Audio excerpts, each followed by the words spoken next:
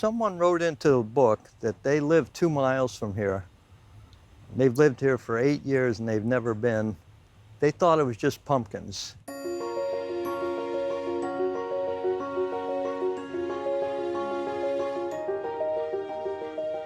Usually they're just shocked that there's so many pumpkins that are real. You know, I think they think that they're going to be these fake pumpkins on a trail, and they come and they tell a story and they're real. While the show is going on, I'm drawing another one to replace the one that's on display that's rotting. People are always shocked that we put this much time into something that dies so quickly, but we walk around here every day and we're in awe of each other's work.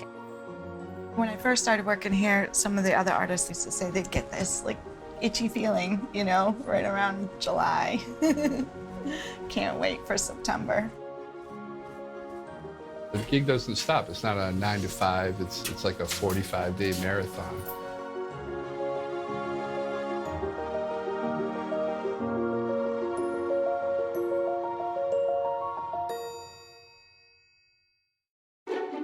Every October at dusk, the Roger Williams Park Zoo transforms into an entirely different animal. And while you can still see exotic creatures, you'll also catch glimpses of superheroes, fine art, American history, and even decomposing composers. It's all part of a spectacle you have to see to believe. But before we get any further ahead with our story, let's rewind to the beginning. If you've ever wondered why Americans love carving pumpkins, here's the scoop. The jack-o'-lantern tradition originated from an Irish myth brought to America by immigrants. But instead of using potatoes and turnips for carving, the pumpkin became the American fruit of choice. Over 30 years ago, John Reckner saw a mountainside display of hundreds of carved pumpkins in northern Vermont.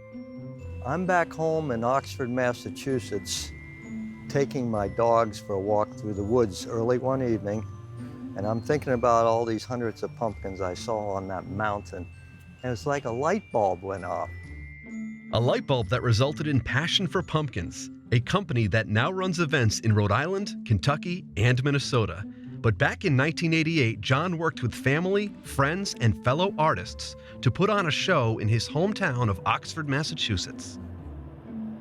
Our initial season, we did, I think, 300 or 400 pumpkins behind the school. And the school was kind of involved in the process as a fundraising event. And every year, it just kept getting bigger and bigger. It has absolutely nothing to do with Halloween. It's just that this is the time of year that pumpkins are ripe, and it's an illuminated art show.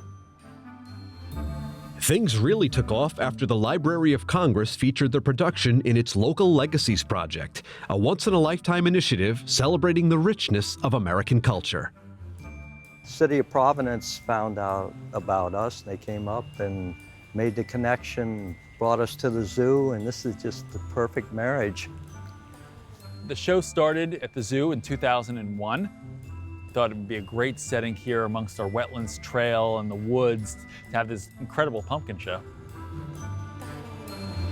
Incredible, spectacular, whatever you want to call them, these are not your average carved pumpkins. And while millions of people from near and far have oohed and awed during the Jack-o'-lantern spectacular, the behind-the-scenes logistics are equally awe-inspiring.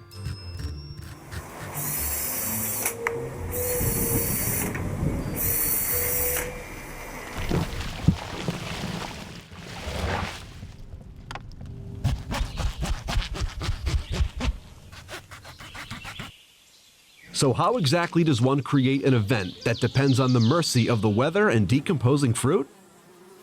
People don't realize that this show actually is a year-round production, that the planning for this starts months and months in advance.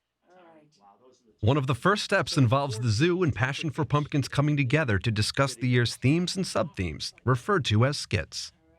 And then where the second fridge is, we're doing the Red Sox all-time team. Yaz and Rice, Ortiz and Fisk, Boggs and Fox, Williams. By late spring, the team is ready to begin building the props they'll need along the trail. Quarter of a mile trail is essentially a half a mile of staging, so that takes as much time as the pumpkins putting up the staging. And then mid-September, we get a giant truckload of these 100-pound pumpkins in, and it's like a mad drawing session. We got like 2.5 weeks, not only to get these all drawn, we need duplicates drawn prior to the show opening. It's 70 degrees, 80 degrees, they're not going to last long.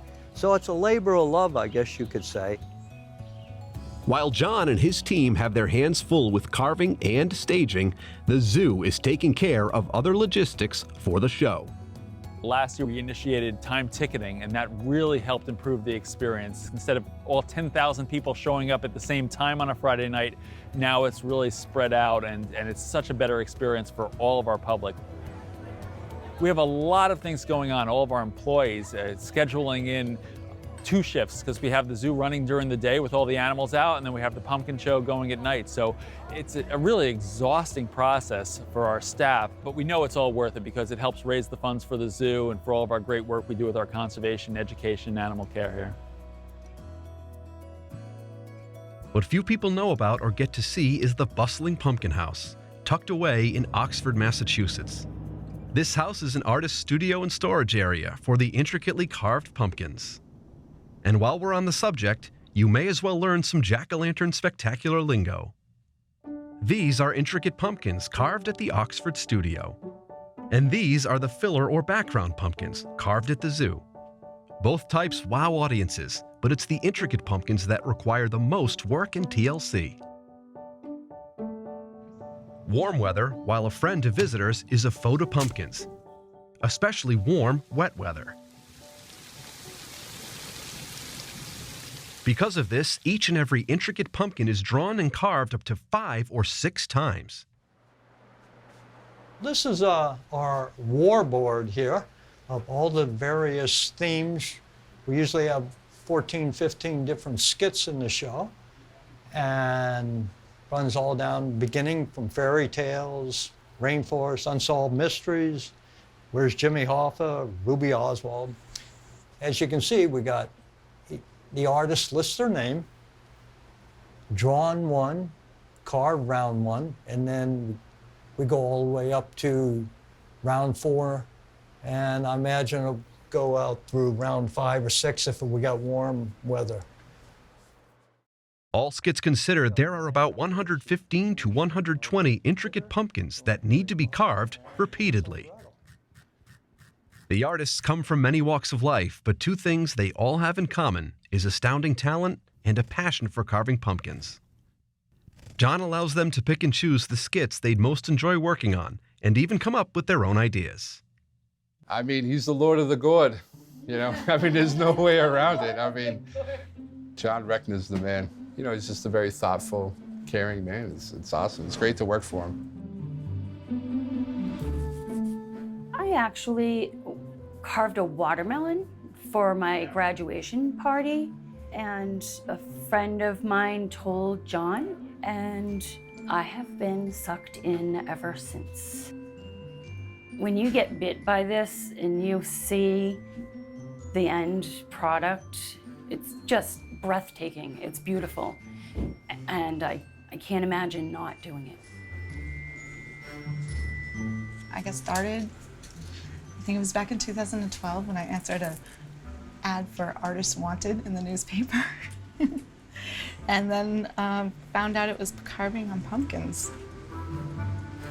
I've been with the show for 7 years. Got hooked right away.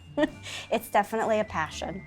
Yeah, the name of the company is Passion for Pumpkins, and you definitely have to have a passion for it. It's a lot of work. We work in the cold. We keep the temperature in here really chilly for the sake of the pumpkins, hence the gloves. But I also like to wear the gloves because as I carve, I just kind of use it to like clean up. Rather than grabbing something to wipe, I just use my hand. If I had to come in here and I was the only one at this table, like I would just be like, all right, there was some pumpkins, but I get to shoot over. I got this guy. I got this girl. Oh, second year. Oh, you're killing it, kid. Britt's over there. Got Ari. Oh, I swear, we had like a little contest and she beat me. We tried to do the most pumpkins possible. And between the two of us, we did a whole round of pumpkins. So it's like a good 25% of the show. That's right, buddy. Killed it. It's unbelievable. This is my 7th year with Passion for Pumpkins. I tattoo full time, but I'm an artist, so people come to me with commissions and stuff like that. I do murals, large scale paintings. People are always shocked that we put this much time into something that dies so quickly, but we walk around here every day and we're in awe of each other's work, and it's just kind of like addicting too, like the sound of it, like the of carving and stuff like that. So I mean, I guess it's a little bit of everything that makes it its own magical thing.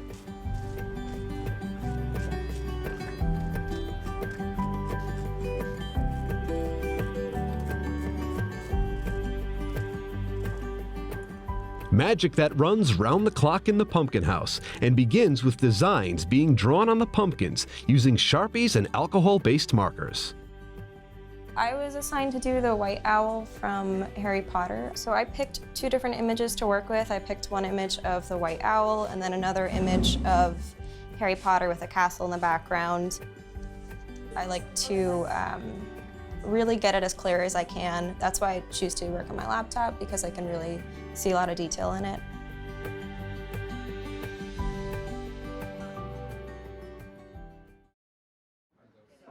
While the first round of pumpkins are carved, the next round of hand-drawn pumpkins are carefully stored outside. So this tent here is a tent full of our round 2 pumpkins, and these are our backups. So when the first round of pumpkins goes down, or I need something in an emergency quickly, we can replace a pumpkin with one of our second rounders. Last year we did 4, 5, and 6 rounds on a lot of these. So having these drawn before the first round actually goes out gives us an edge to get a jump on when they do go down. With luck, each carved pumpkin lasts 7 to 8 days, sometimes much less and occasionally more. The best conditions are cool, dry days, with temperatures in the mid-40s. Warmth and moisture bring mold, which can rot a pumpkin fast. They're in the tents and I have fans on them, and still when I lift these things up, I feel moisture all over my hands. It's pretty crazy. The best for the pumpkin is to rest on its natural spot where it grew. So you can see it grew on this spot. So it naturally wants to stay on that spot. So you like to keep them, and then you can feel like the fan on them, that's getting to be a dry stem. With all the moving around, the pumpkins can get bumped and scratched. This creates a playground for mold and rot. This is one of the unfortunate. We have a completed drawing here from Gone with the Wind, and unfortunately, we don't know if we'll be able to utilize this pumpkin or not, but we'll perform some surgery on this spot here and might make a 9 or 2, hopefully. Mold and rot are not the only threats to the pumpkins. This is where we'll store all our pumpkins, or a good chunk of them. Come Friday, these tents will be completely full of pumpkins. I have the major load of pumpkins coming.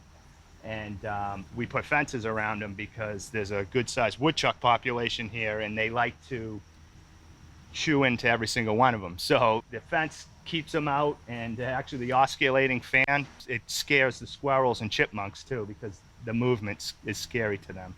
We also use other things to keep them out, like coyote urine, and we have an owl around here, a fake owl that we use. So we use a lot of different tricks to keep the rodents off of them, because the squirrels and chipmunks and woodchucks really just like to chew into them to get to the seeds. You'd think that my compost pile over there of dead ones would be good enough for them, but no, they like to come to the new ones. Even though the pumpkins are vulnerable, these hefty gourds can do some of their own damage. Quite a few of us have had hernia surgeries over the years because of these things. My partner, Travis Reckner, John's son, counted one time that the average pumpkin gets carried at least 12 to 15 times before it actually rests on its spot. Most of the pumpkins in the show come from Connecticut and New York, but sometimes the Passion for Pumpkins scout has to look further afield. We had a really bad deer attack a few years ago where the deer just came in and ate all the pumpkins. He had to go to Pennsylvania to get some of these, and we bought them from the Amish. Yeah, so we'll go pretty far to get pumpkins if we need them, but we like to keep it local. It's just, it becomes a challenge if they're not up to quality. With a fresh batch of quality pumpkins and many markers, the pumpkins transform into living works of art. Then, 3 to 4 days before the start of the Jack-o'-lantern Spectacular, the carving marathon begins.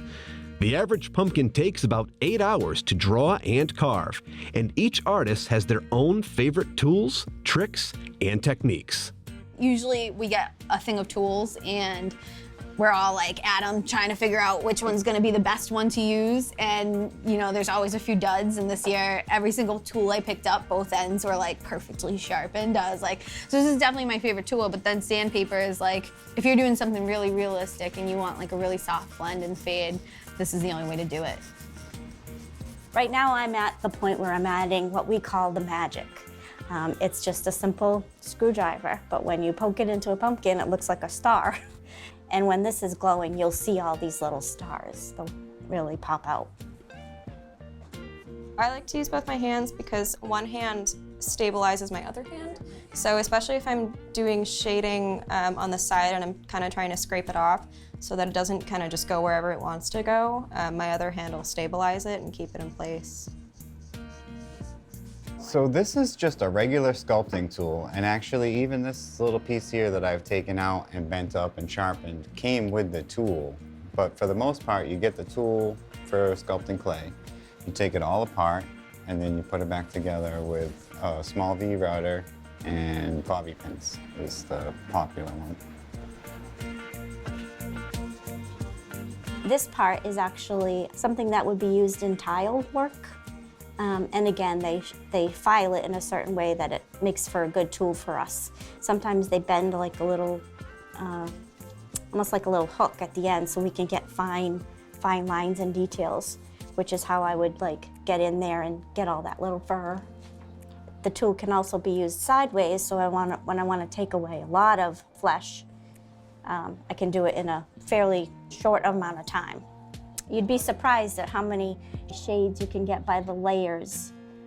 Sanding down each layer, you will get a different effect. So it's almost like using grayscale.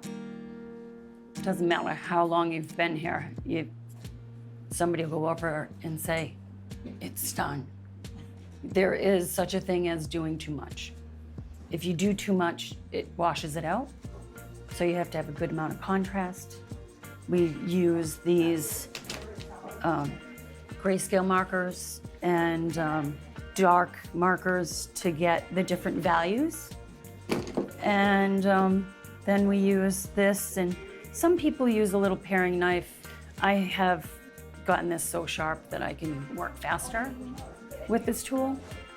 This one, the drawing was about 3 or 4 hours, and I'm on hour number 4, I think, in the Carve. Well, I gotta tell you, when you're doing an image, there's no greater joy than putting pumpkins on your pumpkins. So I got keys, I got a little pumpkin head right there. If you ever notice people hide them in there, it's a lot of fun. As fun as this pumpkin gig can be, sometimes mistakes happen. So how does one fix a creative mishap when your canvas is a piece of fruit? Well, we use Sharpies mostly and alcohol-based markers. So you can just take alcohol or some, dissolve it, Goo Gone or something, and just wash it all off. More than the occasional mistake, the challenge for each artist is trying to visualize how their pumpkin will be staged and illuminated. In some ways, you could say they're working in the dark. How it sits on the trail, generally they're up high now, but sometimes they're not. You should go to the show and think about it when you get a chance. But I generally for the first couple rounds, which these are, I will assume that they're up high. I try to find things that I can see glowing very well. But yeah, I definitely try to check out my pumpkins because, like, you know, you get curious because, you know, we're not carving on a bulb. So it's like you never really know how it's going to hit the light. So, and plus, if you can go down early enough, then you can make changes on your next round and the next round and the next round. So. Artists have come as far as Hawaii and Arizona to be part of the Jack-o'-lantern Spectacular. And one thing that's clear when you set foot inside the pumpkin house is that everyone here has been bitten by the pumpkin bug. We're all very hungry here. We all want more pumpkins than we do. We all want another project. Every single pumpkin that we do is a new chance to do something beautiful. For every pumpkin that I commit to, for every slot on that board, I have to have 3 or 4 replacements, sometimes 5, depending on the weather and the heat. So while the show is going on, I'm drawing another one to replace the one that's on display that's rotting. It's all about the carve. We started carving the other day, and I was like perma-smile. I'm like hopping in my seat, probably annoying these guys half to death. And a lot of times we are here morning, noon, and night, and in through the night to get like a pumpkin on a truck or whatever, if you signed up for a lot of pumpkins. But like you go home and like, I swear if it's quiet, you still hear it, you know? Yeah, the gig doesn't stop. It's not a 9 to 5. It's like a 45-day marathon. So we start in the middle of September, and we just go. Once the truck's filled with intricate pumpkins, it's finally time to head to Roger Williams Park Zoo. This truck's ready to run, but before I take off with it and drive 90 down 95, I want to make sure that these pumpkins are packed like eggs.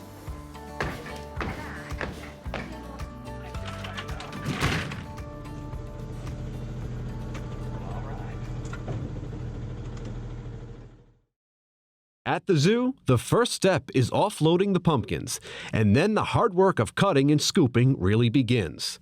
Just like the artists, the carvers have their own favorite tools. Kind of customized spoon, and like sharpened a little bit. And yeah, this is like Excalibur to me, so.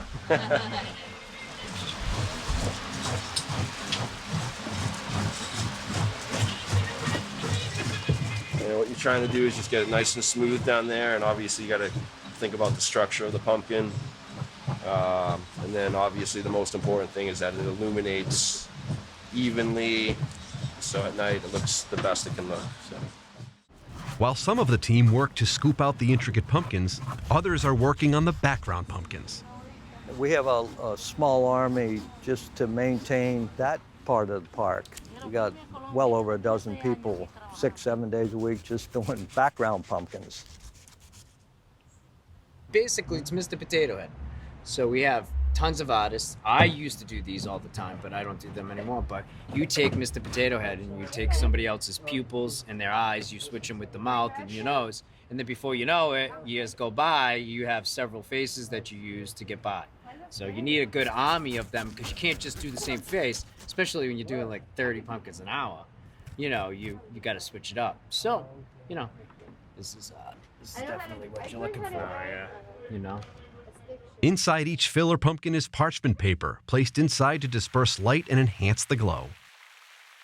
My favorite part about doing this is family and kids. They all get to like have the biggest smile on their face. They'll be like, oh my gosh, look at that pumpkin. What I think is so amazing about the filler pumpkins is that they're equally as important as the intricate pumpkins. And you'll see a pumpkin that has a very simple or plain face surrounded by pumpkins that have, you know, the Bermuda Triangle or UFOs and aliens. And a little kid will run up to the most simple filler pumpkin and say, that is my favorite pumpkin in the whole show. You know what I mean? So there's something that appeals to everyone, and it's not what we might consider beautiful that is in fact beautiful to everyone else. While beauty is definitely in the eye of the beholder, the Atlantic giants are universally impressive. Carving these 1,500 to 2,000 pound beasts takes some serious elbow grease. I think that's the type of pumpkins that separates us from other people. Is we have probably close to 20 of them over the year. They're really thick, they're really heavy. They're a real lot of work, from getting them here, lifting them, standing them up, gutting them, making sure, you know, and then paying for them, you know, but they really make a difference.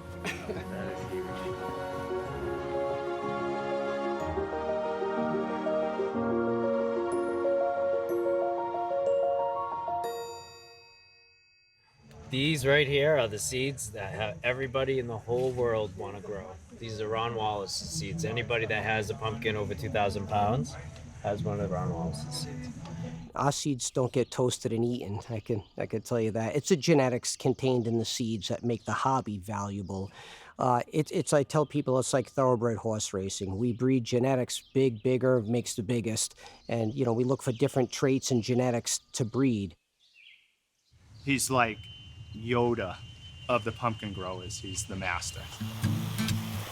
A worthy title, considering Ron is a 2-time Guinness World Records holder and a 3-time world champion. In 2006, he was the first grower in the world to grow a pumpkin over 1,500 pounds and was the first to break the 2,000-pound record in 2012. To compete on a world level, now you need to average for 30 days, 40 to 50 pounds a day during peak growth. And with that comes, you know, a lot of problems. I mean, the pumpkins can split open at any time, day or night, when you're putting on. Just imagine if you were putting on 50 pounds a day. You know, there's a lot of tragedy that comes with this hobby. It's you know, you get one hailstorm, one good windstorm. It's about a 50% ratio to get them to the scales. If you do 6 plants, you can get 3. Sometimes you can get lucky and do a little bit better, but I found it's always about 50% make it. Unless Ron's pumpkins meet with tragedy, or they're among the year's top winners, there's a good chance they'll end up at the Jack-o'-lantern Spectacular, a pretty auspicious fate as far as the life of a pumpkin goes. You know, for a while there, I thought, well, what's the shelf life on this? People have seen it once. Are they gonna go back next year? You know, but they've proven me wrong, because the show's different every year. Everybody gets in the mood. The giant pumpkins are a big part of the attraction now.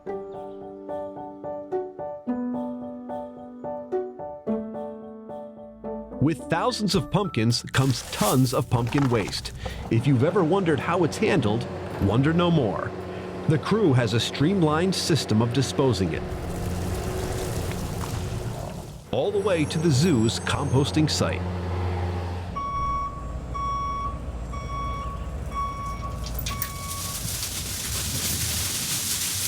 We're very proud of our composting effort. We use over 30,000 pumpkins during the course of the show, and those all get composted back into the earth. So it's a very environmentally friendly show that we perform here.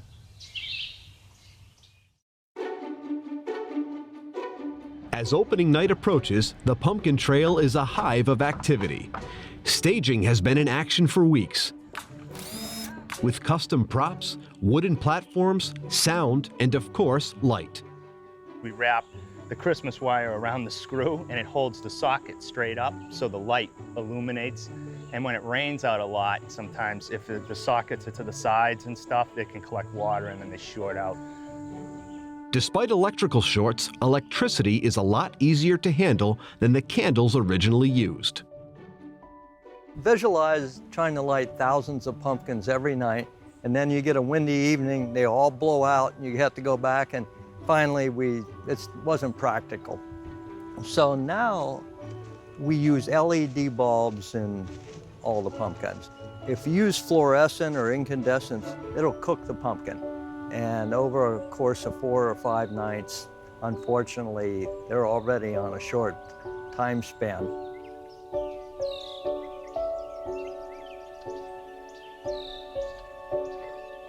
The LED lights help give the pumpkins extra shelf life, time that's incredibly precious, considering how labor-intensive the Jack-o'-lantern Spectacular is. Last year, we averaged doing the artwork 4 to 5 times, and we even did some of them 6 times, which is a lot more than we would like to, that's for sure. So hopefully the tropical storms and hurricanes and moisture just go bye-bye.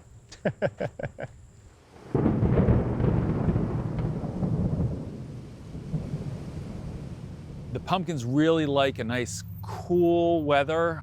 Otherwise, they'll rot if it's rainy or if it's too hot. So the weather's been great for visitors. It's been nice and warm, but it hasn't been great for the pumpkins. So you can't really have it both ways.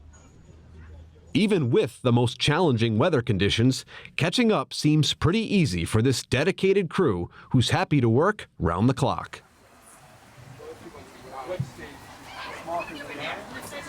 Yeah, and so you can see I'm cleaning out the inside of it, and we try and make it nice and smooth and clean inside, and then the light will glow completely. It almost looks like a lampshade or a light bulb, you know, which there is a light bulb inside of it. And so I can see that I need to take a little bit more off her face, but it's pretty close, and then she'll be ready for tomorrow.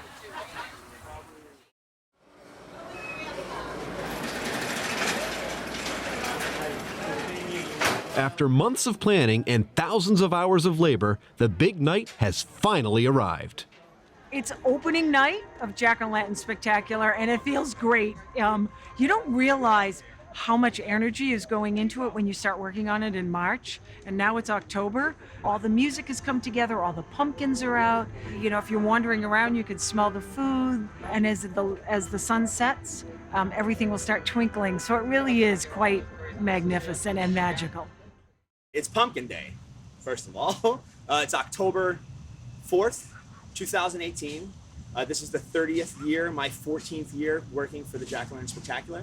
This is a very electric time for everyone. The culmination of thousands of people hours of work. Tonight will be the first time that we all get to see what it actually looks like.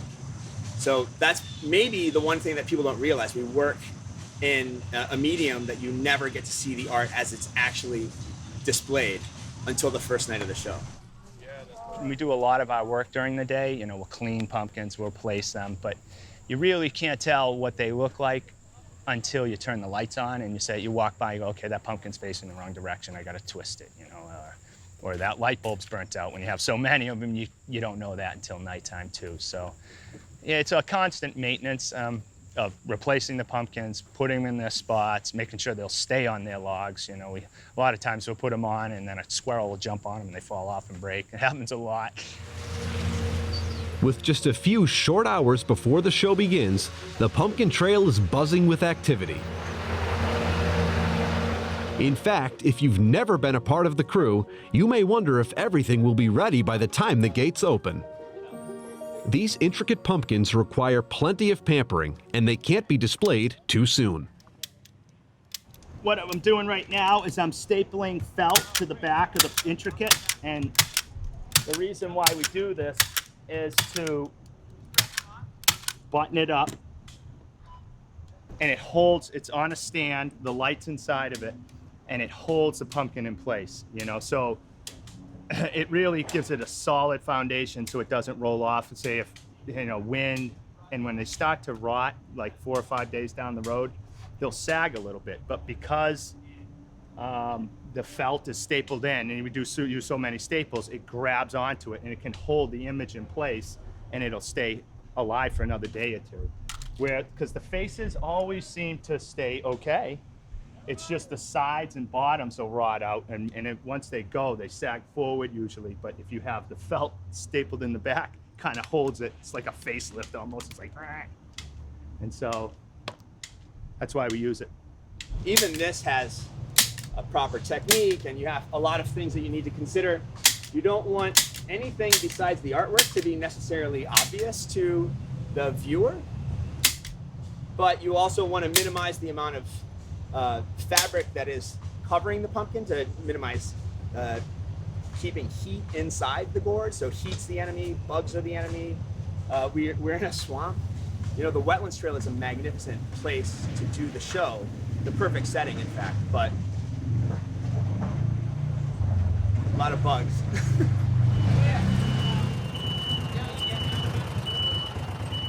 Out on the trail, background pumpkins are being placed in position, construction debris is being cleared, and ropes are getting hauled up.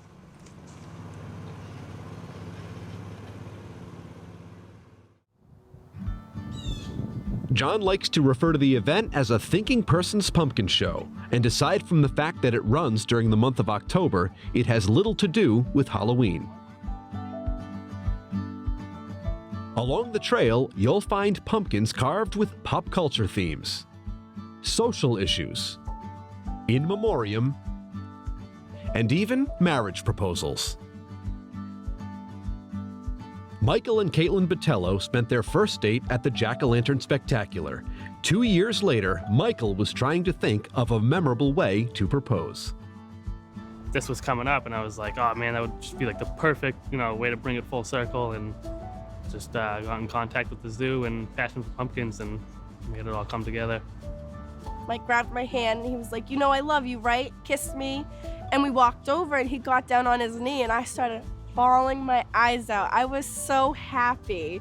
And he proposed and then he was like, did you see your pumpkin?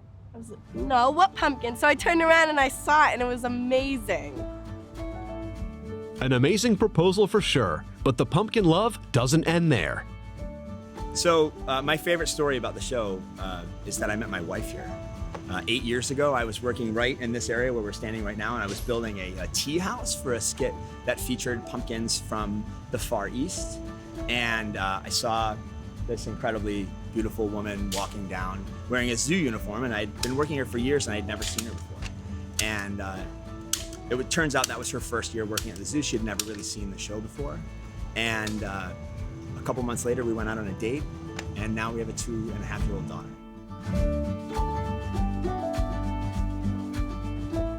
Families, couples, friends, and neighbors, well over 100,000 people visit the Jack-o'-lantern Spectacular every year. We actually have people come from around the world to this show. We have a sign-in book at the end, and every year there's new countries that are represented from people who came to Providence, Rhode Island just for this show. I think for the most part, people who have never come get very excited just because it is a pretty magical feeling when you get in here, and completely different than visiting the zoo during the day. Speaking of day, the zoo operates as usual and depends on dedicated staff and volunteers to run the Jack-o'-lantern Spectacular at night. Isn't this incredible? Volunteers like Mary, Janet, and Marty. I think it's impossible to describe it. It is totally unique. So until you've been, you don't know what to expect. And pictures don't do it justice. No. You have to be here for the total experience.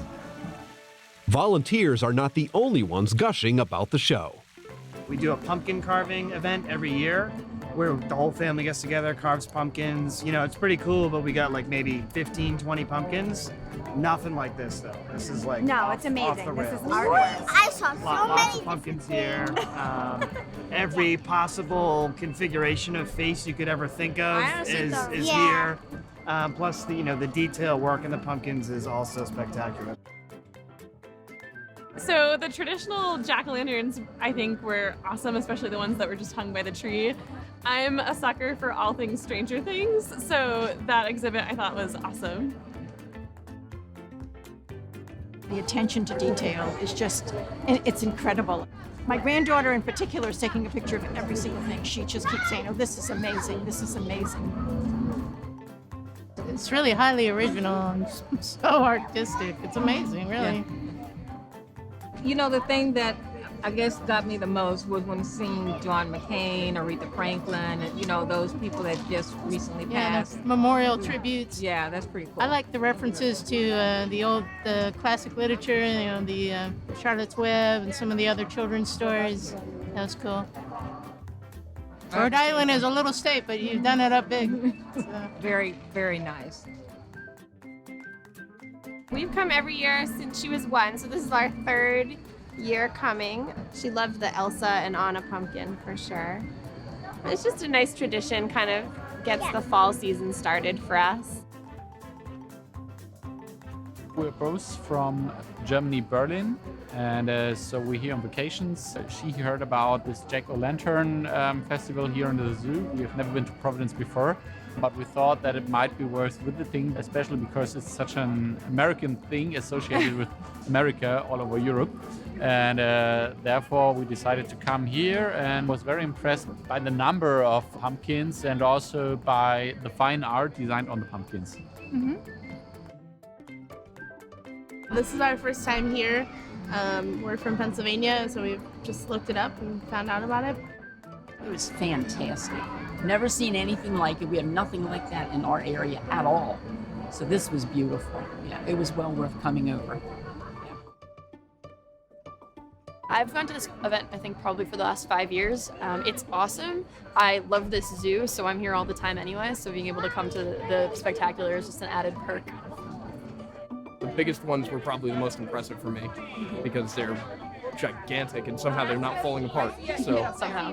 Yeah. Well, we found out today that they redo all the pumpkins 4 to 6 times during the whole run. If you come like 3 weeks later from starting now, you'll see a totally different show, which is crazy.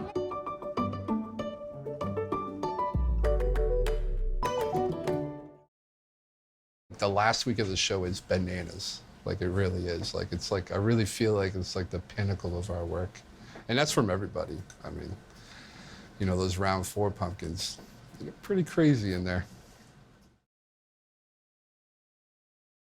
Over the month-long event, the artists at the Pumpkin House continue to create amazing works of art, while the crew at the zoo works hard to keep everything looking, well, spectacular. I'm sure by the end of the show that everybody's seen enough pumpkins, you know, but it's incredible to think the effort and the dedication that goes into doing this. A pretty magnificent achievement of human effort, artistic expression, and cultural significance, I'd like to say, for the Providence and Rhode Island community.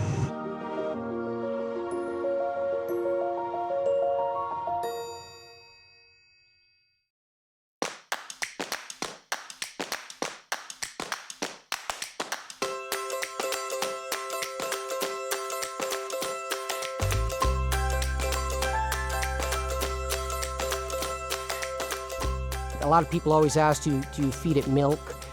You know, that's an old tale, but no, I always tell them save milk for your cereal. No, we don't feed them milk.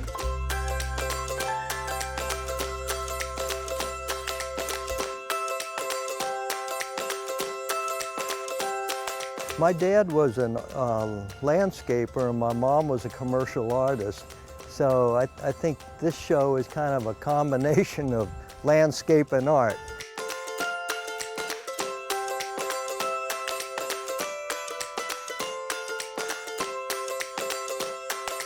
It just used to be a few of us, and we did it to have fun, and now it's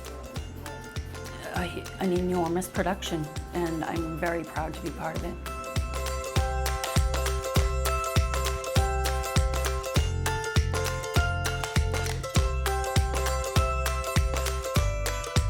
And then all of a sudden the pumpkin will break in half, and it's huge.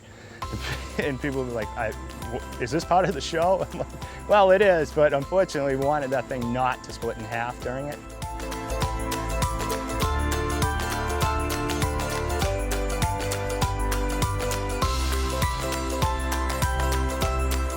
Try to have as much fun as possible. Kind of loud, yell a lot, you know, pumpkins! I don't know, it's a good time. It's a real good time.